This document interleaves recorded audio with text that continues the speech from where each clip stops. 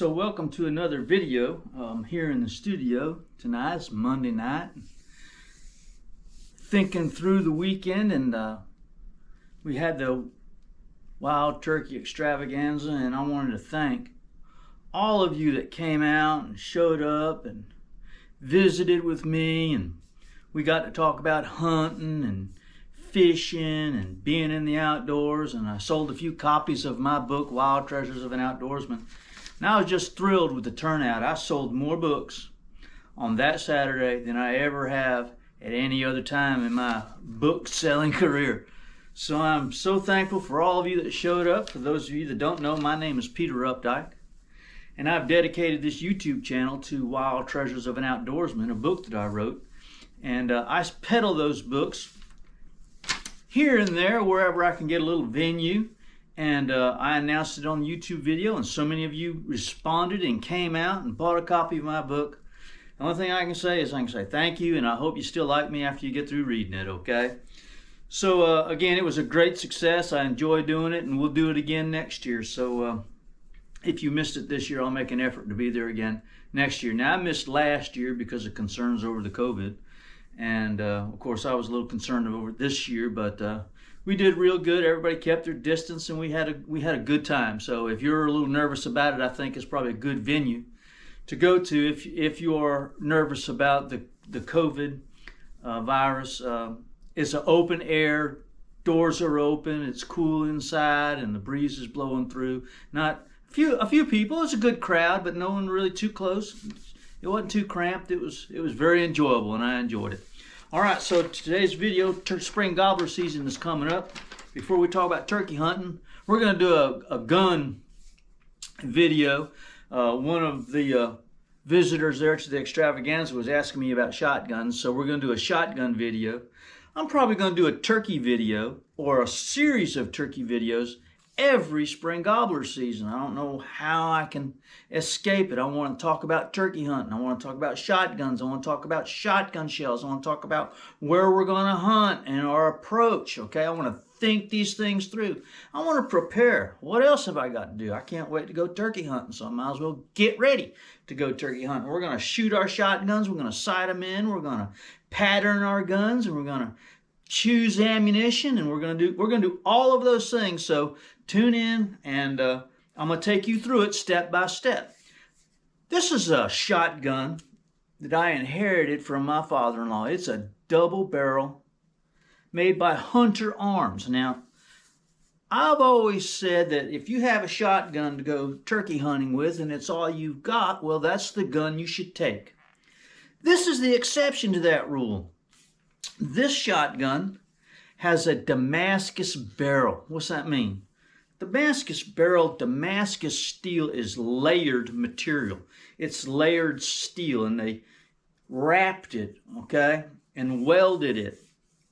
And Damascus barrels look pretty, and they look strong, but the reality is that the structure of Damascus barrels cannot withstand the explosion of modern day ammunition, okay? If you shoot a shotgun that's a Damascus barrel with modern day ammunition, you're putting yourself at risk, and it's really something you shouldn't do. So before you go out and buy an old shotgun like this one, think about it whether or not it's a Damascus barrel, if it's an old gun. This is made by Hunter Arms. Now, Hunter Arms made shotguns. I don't know how old this gun is, but they made some regular steel shotguns, and they made some Damascus. And the way you can tell is you look at it and you can see the lines or the twists in the material. So as you can see on the end of this one, it's already damaged. It has got mushroomed out there on the end. So that red flag when I got the gun, I just keep it on the mantle, right? I decorate the studio here with it because I like double barrel shotguns. It's a cool old gun, but I'll probably never shoot it, and I don't want to hand it down to somebody and then take it out and shoot it. So I might dismantle this gun with a welding wire. I probably shouldn't do that, but I probably will. I don't want my stepson or my grandson to get the gun and not know any better and load it and shoot it, okay? So It's, like I said, it's a Damascus shotgun. And this is one gun that you won't want to go turkey hunting with. I'm going to use it for decoration. All right, so if you're going turkey hunting this spring gobbler season, I'm going to encourage all of you that if you deer hunt and you're not turkey hunting, here's a reason to go turkey hunting. Well, to scout out for more deer woods, right? Turkey hunting often requires much moving around and walking and listening. That's a great time to be in the woods and look for new places to go deer hunting. You'll find scrapes and you'll find rubs in places you didn't think there were. So that's another motivation. But if you're going to go turkey hunting like I am and you've got plans, you're going to fall into one of 5 of these categories, right? You're going to be a hunter who hunts on private land. If you have private land to hunt, well, congratulations, that's great. Okay, I've hunted private land. I love hunting private land. But private land is not a gimme, okay? Private land can oftentimes be pressured more than public land. How can that be, Peter? Well, your neighbors, they're putting up feeders. Your neighbors, they're out there calling the turkeys. Your neighbors are out there planting food plots, right? And they're pressuring those birds just like anywhere else. And you may have a 40-acre tract with a guy hunting on over here, or you might have 4 or 5 guys hunting over there. And then over here you got another 100-acre tract, and you got 3 people over there, and all y'all are calling to the same birds, okay? So private land is good, but it's not a gimme, okay? And it's not always. If someone has invited you to go hunt on their private land, I think the first thing you should know and understand is that maybe there won't be any birds on that property when you get there. That has happened to me. I hunted some good private land, and I got there on opening day and then did not hear a single gobble. That happens, okay? So if you got private land, scout it out, know where those birds are roosting, set up on those birds, and good luck, okay? After you get done with your private land, maybe you want to do a public land hunt, okay? So the next category of hunter would be one that possesses a special opportunity quota permit, okay? That's a quota permit that they applied for, they paid money for, and they paid money to hunt. In other words, they paid for a chance in a lottery, $5 a chance, and they bought as many chances as they wanted, and then they got drawn. And after they got drawn, they paid another $100 to hunt a piece of public land. Now, why is that so good? Well, you might have a 10,000 acre tract with 20 hunters on it, okay? But here's the catch. They are going to put aggressive hunters, because these guys are paying, right, to be on there, and they're going to do six or 8 hunts maybe in a 4-week time, 2 hunts a week, okay?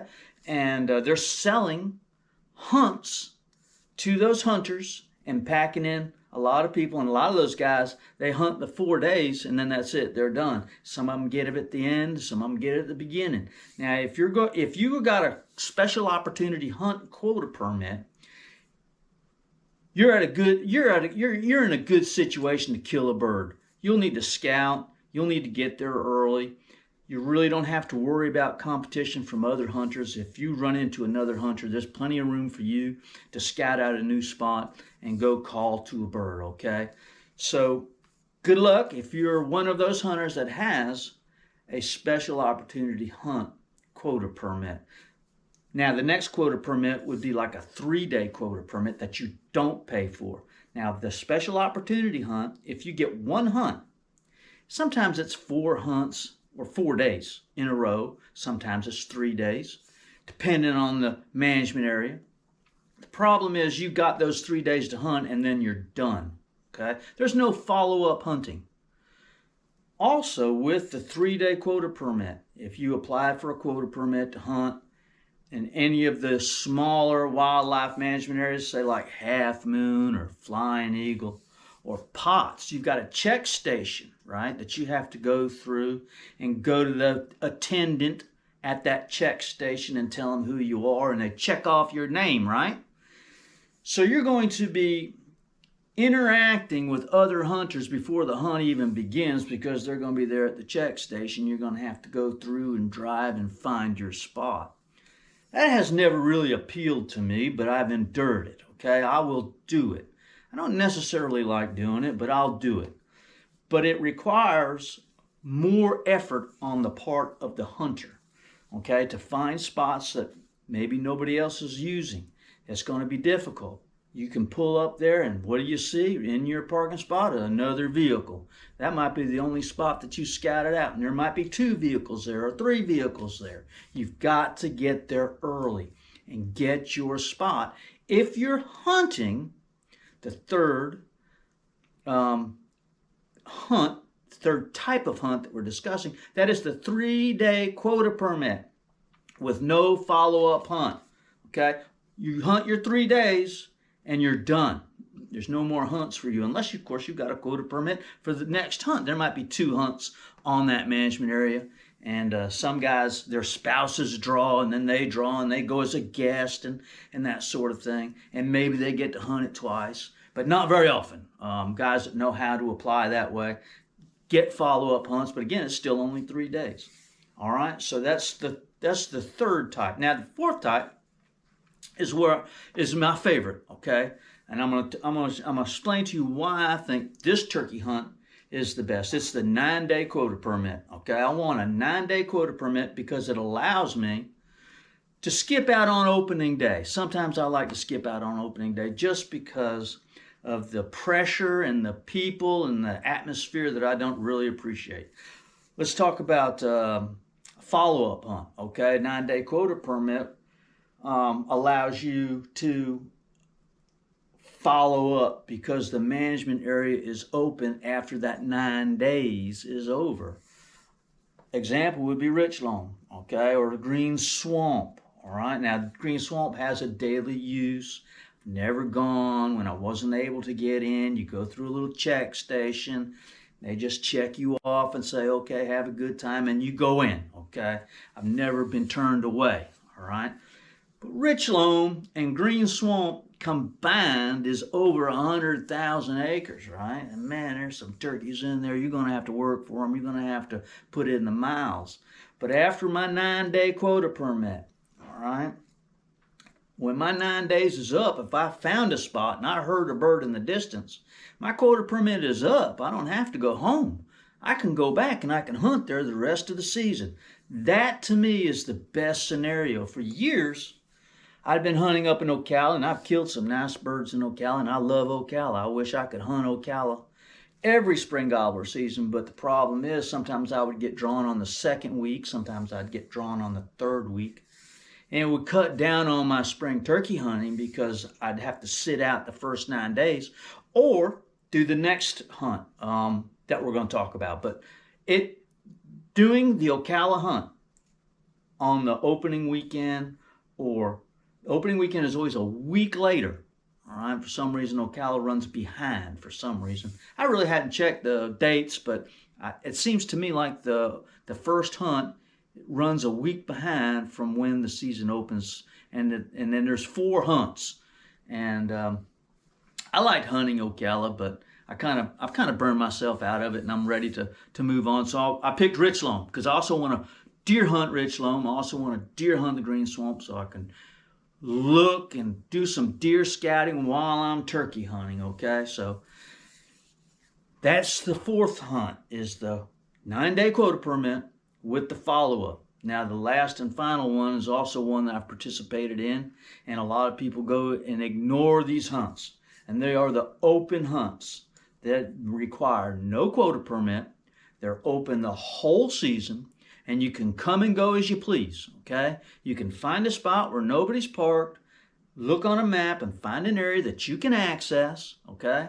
Go in there and call the turkeys, hunt, scout. You can go back the next day. You can go back the next day. You can camp out. You can do anything you want. You can go in there and you can hunt to your little heart's content. Man, I love that. Osceola, man. You can go up to Osceola and no quota permit required. You can go turkey hunting up there. There's lots of birds up there. It's a big area, big place. You can go up there and you can go camping and you can hunt 3 or 4 days. Man, that's the ticket. I wish I lived closer to Osceola. It's a 2-hour drive straight up 75 from here. And someday I'll get back up there. I haven't been up there in a while, but someday I'll get back up there. Someday I'll go back to camping, and someday I'll hunt it for a couple of days. And now you can hunt. I haven't checked the brochure. Of course, as I always say, you've got to check the brochure to whatever management area you want to hunt and check the details, because they change from year to year sometimes. Most of the times they don't. but they change from year to year sometimes, and you need to be aware of the rules and regulations and make sure you're up to date, okay? But last time I checked, Osceola was open, no quota permit required. You can come and go as you please. You can hunt all day, and you can camp out in the camping areas, and it's a great time. I don't even think you need to reserve a camping spot. You can just go up there and camp out in the designated camping area. It's like I said, there's I think there's 3 or 4 camping areas, and yeah, I've been up there and really enjoyed it. So that's the hunts. So which category do you fall in, and how do you make your approach? Like I say, every hunt is a little bit different, and every scenario might require a different approach. So yeah, just be advised. Like I said, I like hunting after the first 9 days. I like hunting during the first 9 days, but I like hunting during the weekday. Finding those small, isolated spots where I can just wander aimlessly, be quiet, and listen, because turkey hunting is much a listening game as it is a calling game. We put a lot of focus on locator calls and calling to birds, but you need to learn to use your ears as much as your calls. You know, we spend so much time blowing on crow calls, blowing on hoot owl calls, when if we just give that bird some time, he might gobble on his own. If he gobbles on his own, to me, that's a huge advantage. I love to hear a bird gobble on his own. So that pretty much concludes today's video. Again, I want to thank you, all of you that showed up to the turkey extravaganza, and all the kind words. People have been messaging me and sending me emails, and I appreciate it so much. So next week we're going to talk about shotguns. We're going to talk about shotgun shells. We're going to sight in. We're going to pattern our guns, and we're going to get ready for spring gobbler season. So here it comes. All right, love you guys. Talk to you soon. See you. Bye.